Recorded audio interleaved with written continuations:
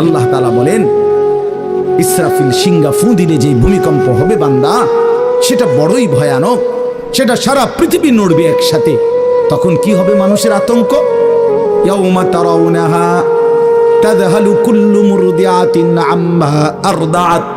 এই এক নম্বরে আল্লাহ বলেন, যে মা তার বাচ্চাটাকে দুধ পান করাইতেছিল, এই কোলের বাচ্চা, দুধের বাচ্চা, আপন মা তার দুধের বাচ্চা ভুলে যাবে, ফেলে দিবে, ছুঁড়ে মারবে, আর মা পাগলের মতো দৌড়ানো শুরু। কোরআন শরীফের আয়াত। ওয়াতাদাউ কুল্লু যাতি হামলিন হামলাহা।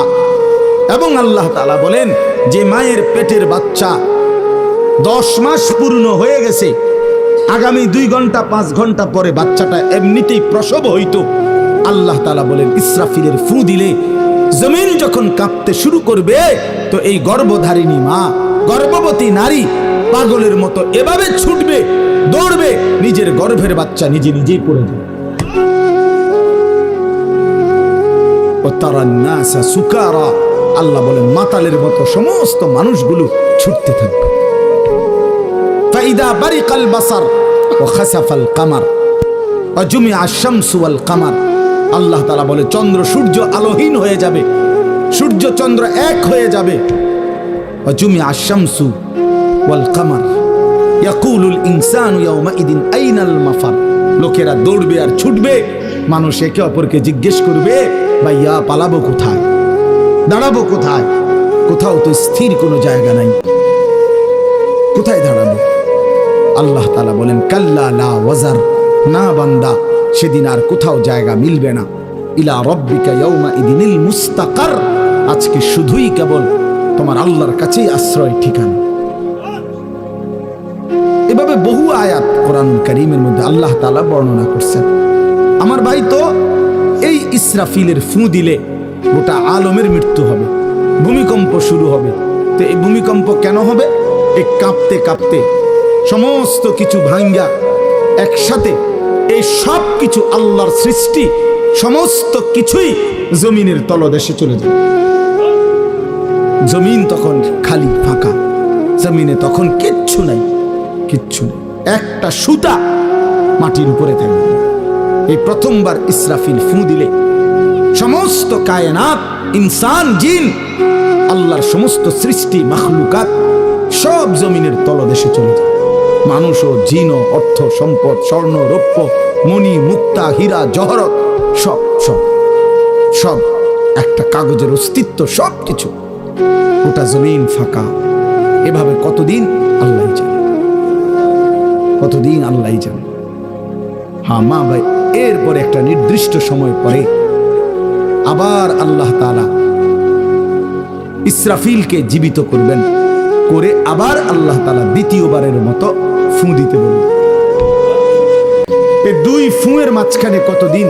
নবী সাল্লাল্লাহু আলাইহি সাল্লামের এক হাদিসের মধ্যে বলছে 40 সাহাবীরা ব্যাখ্যা করছেন, মুহাদ্দিসিন, সেই 40টা হতে পারে 40,000 বছর। 40,000। এই জন্য বাপ, একটা কথা হলো, সর্বশেষ যেই লোকটা কবরে যাবে, শেষ যেই ব্যক্তি মরবে পৃথিবীতে, হতে পারে তাকেও শুধু কবরেই থাকতে হবে 40,000 বছর। 40,000 বছর, এরপরে তো আখিরাত। এই 40,000 বছর যদি কবরে আযাব হয়, 40,000 বছর যদি কবরে আযাব হয় ভাই, তখন কি হবে? এবার ভেবে দেখেন, এখন যারা কবরে যাচ্ছে, হ্যাঁ, নূহ আলাইহিস সালামের জামানায় যারা মারা গেছে, ইব্রাহিম আলাইহিস সালামের জামানায় যারা মারা গেছে, নবীজি সাল্লাল্লাহু আলাইহি সাল্লাম তো 1,500 বছর আগে ইন্তেকাল করছেন, 1450 বছর আগে। তো ওই সময়ে যারা মারা গেছে তারা কবরে পড়ে আছে আজকে 1,500 বছর, 1,500 বছর, 1500 বছর। তাহলে নূহ আলাইহিস সালামের জাতি কত বছর থেকে পড়ে আছে? কোথায় নূহ নবী, কোথায় আমাদের নবী? কত ব্যবধান! এই জন্য বাপ, শুধুমাত্র কবরের বিষয়টাই তো সাংঘাতিক, আখিরাত তো পড়ে। শেষ ব্যক্তিটাও যদি কবরে থাকতে হয় 40,000 বছর, তো এখনকার মানুষগুলো আছে কত কাল? এই যার কবরে আযাব হচ্ছে, আহা বাপ, সে কি পরিমাণ কষ্ট পাচ্ছে।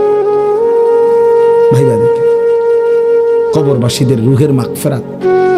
আরে ভাইয়া, একবার চোখ বন্ধ করে 1 সেকেন্ড ভাবেন, আজ আমরা যাদের রুহের মাগফিরাত কামনা করলাম, এই 20 বছরের ব্যবধানে, 30 বছরের ব্যবধানে, 10 বছরের ব্যবধানে, 50 বছরের ব্যবধানে, আবার এর পরের লোকেরা আমাদের রুহের মাগফিরাত কামনা করে। এটা কি পরিমাণ বাস্তবতা, কি পরিমাণ বাস্তবতা! এটাকে অস্বীকার করার, না বুঝার কিছুই নাই, মৃত্যুকে না বুঝার কিছুই নেই।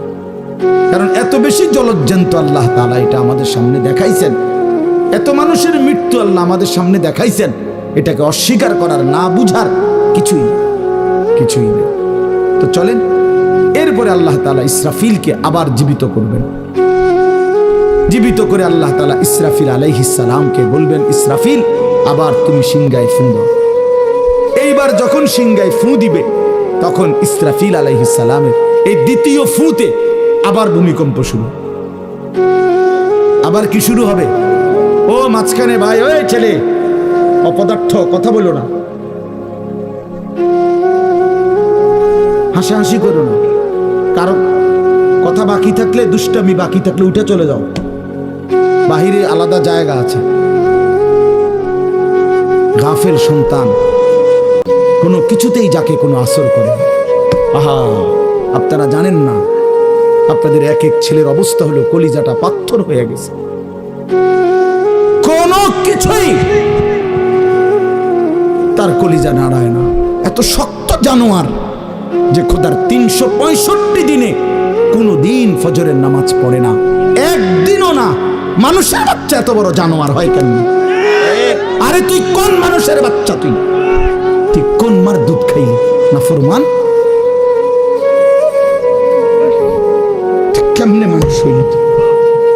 এটা কি ধরনের মানুষ? একদিনও নামাজ পড়ে? ছি ছি ছি ছি ছি! মুসলমানের বাচ্চা এত বড় জানোয়ার হয় কেন? কোনো দিন নামাজ পড়ে না, 6 মাসে 9 মাসে কোনো দিন বলতে পারবে না নাফরমান কোনো দিন 5 ওয়াক্ত নামাজ পড়ছে কিনা। হায় হায়, এত বড় অসভ্য! মায়ের সন্তান হয় কেন? বাবার সন্তান হয় কেন? চিন্তা কর, কোনো কিছুই।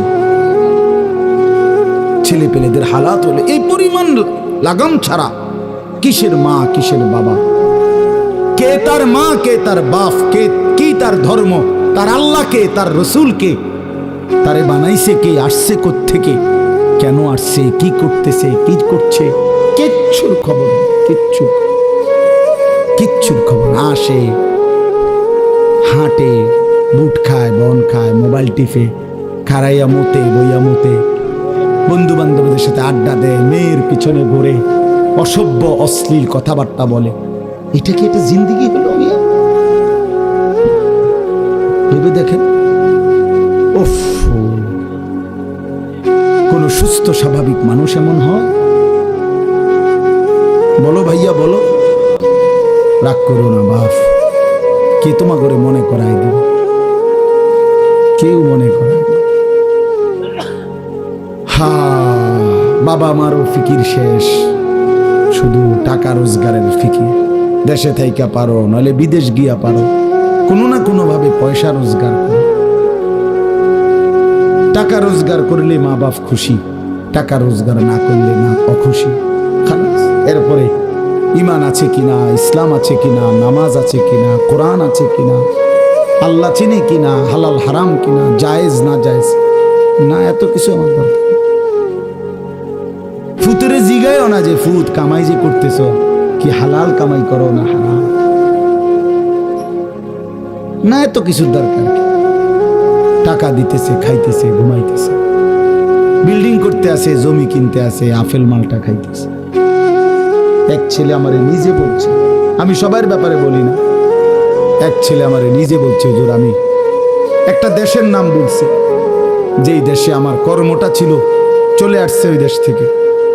আমার বলছে, হুজুর আমার কর্মটা হলো এই, মদের বার, মদের হোটেলে নারী পুরুষ উলঙ্গ জিনাবে বিচার করে, আমার দায়িত্ব শুধু পাশে দাঁড়িয়ে মদের বোতল নিয়ে দাঁড়ায় থাকা, যতবার তারা চায় অতবার তাদেরকে মদ গ্লাসে ঢেলে দেওয়া, তাদের হাতে তুলে দেওয়া।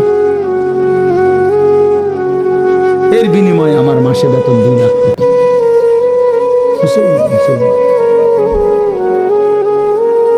মুসলমানের সন্তান, বাংলাদেশের সন্তান। তো এই টাকা যখন বাবা খাচ্ছেন, বিল্ডিং করতেছে, কোনো টেনশন নাই। আমি আবারও বলছি, আমি সবার জন্য বলি না, ওই বলছে দিকে অট্টা কইছি, কথা বুঝছেন না? আমি তো নাম ঠিকানা বলি না। এই জন্য আমার বাপ, ডাক দিয়েন না, ডাক দিয়েন না, একজনও ডাক দিয়েন না, অসভ্যরে ডাক দিয়েন না। হ্যাঁ হ্যাঁ, ডাক দিবেন কেন? হাইওয়ানকে ডাক দিবেন কেন? শুনেন, আপনারাই শুনেন, এত মানুষ শুনতে হবে না, কোনো অসুবিধা নেই, কোনো অসুবিধা নেই। আমি তো এটাই বুঝাইতে চাইতেছি, প্রত্যেকটা মানুষ আজকে মুসলমান, আমরা ঘর দেখায়, ফার্নিচার দেখায়, বিল্ডিং দেখায়। হুজুর দোয়া করেন, ঘরটা করছি, হুজুর দোয়া করেন। কিতা দোয়া করতে পারে? কিতা দোয়া, বিল্ডিং এর দোয়া কিতা? আবার ইট বালুর লেগে দোয়া করে লাভ কি বেড়া? হুজুর মোটরসাইকেল কিনছি, হুজুর দোয়া করে দেন। কিতা দোয়া করতো? কি মোটরসাইকেলের দোয়া কিতা? আবার আজীব লাগে না? বাস্তব এগুলো ছাদ ডালাই দিব, আজকে দোয়া করে ছাদ ডালাই দোয়া। ওটা ছাদ ডালাই করে, ওটার ফুতে মোবাইলে অশ্লীল উলঙ্গ ছবি দেখে। ওটার সন্তান উনি দাঁড়াইয়া রয়েছে মিস্ত্রির সামনে, ওনার গাম বাইয়া বাইয়া পড়তেছে ছাদ ডালাইয়ের দিন, আর অসভ্য জানোয়ার সন্তান বন্ধুদের সাথে উলঙ্গ ছবি দেখতেছে। ওই জানোয়ারের জন্য উনি ছাদ ডালাই দিতেছে, ওই হাইওয়ানের জন্য উনি ঘর করে দিয়ে দিতেছে। উনি কবরে জায়গা ঘর করে দিয়ে গেছে, এর জন্য ঘর করলেন? ছি ছি ছি ছি ছি। আমার দেওয়া ঘরে আমার কষ্টের কমাইয়ে এখানে বসে বসে রঙিন ছবি দেখবে, উলঙ্গ দৃশ্য দেখবে ঘরে শুয়া শুয়া সারা রাত। এর জন্যই আমার জীবনের এই অর্জন, এই ছিল আমার উপার্জনের উদ্দেশ্য। আহ, কতবার বললে বুঝবেন? কেমনে বললে বুঝবেন? কারে বললে বুঝবেন? আল্লাহ মাফ করে দেন। চলেন বাপ, তো বলতেছিলাম আল্লাহ তাআলা ইসরাফিল আলাইহিস সালামকে বলবেন আবার ফু দাও। তো তিনি দ্বিতীয়বারের মতো ফু দিলে জমিন আবার ভূমিকম্প শুরু হবে। এই ভূমিকম্পে জমিন কাঁপতে কাঁপতে এইবার জমিনের তলদেশে ওই প্রথমবার ফু দেওয়াতে ভূমিকম্প কাঁপতে কাঁপতে সব উপরে যা ছিল সব নিচে চলে গেছে। মনে আসেনি? এটা কইছি। তাহলে উপরটা কি? ফাঁকা। এইবার নিচে যা ছিল সব উপরে চলে আসবে। আসলেই এটা হাসরের মাঠ। সমস্ত নিচের জিনিস যা কিছু, একেবারে মানুষ, গরু, ছাগল, হাঁস, মুরগা, জিন, ইনসান, গদ, দুয়ার, বাজার, ব্যবসা, দোকান, টাকা, হীরা, জহরত, মণি, মুক্তা, টাকা পয়সা, অর্থবিত্ত, সব সোজা কথা জমিনের তলদেশের সব কিছু জমিনের উপরে উঠে আসবে। এই উঠে আসলেই এটা হাসরের মাঠ। এইটা, এই হাসরের মাঠ কোনটা জানেন? এই যেখানে বসে আছেন এখন, এটাই হাসরের মাঠ। এই জমিনের উপরেই হাসরের মাঠ। বাকি শুধু আল্লাহ কোরআন বলছে ইদাল আরদু মুদ্দাত, আমি আল্লাহ জমিনটাকে টেনে আরো লম্বা করে দেব, আরো বড় করে দেবো, আর কি প্রশস্ত করে দেবো। কারণ ওই যে পিসের মানুষ খারাপ লাগবে না? মানুষ তো দাঁড়াই বসেই আদম আলাইহিস সালাম থেকে নিয়া, মানুষ বেশি না? মানুষ, গরু, ছাগল, হাঁস, মুরগা, জিন, ভূত সব খারাপ না? সব দাঁড়াবে তো। এই জন্য আল্লাহ তাআলা বলেন জমিন আমি প্রশস্ত টেনে দিব, লম্বা করে দিব, এতটুকু। বাকি এটাই হাসরের মাঠ, এটাই হাসরের মাঠ। এই কথাটাই এখানে আল্লাহ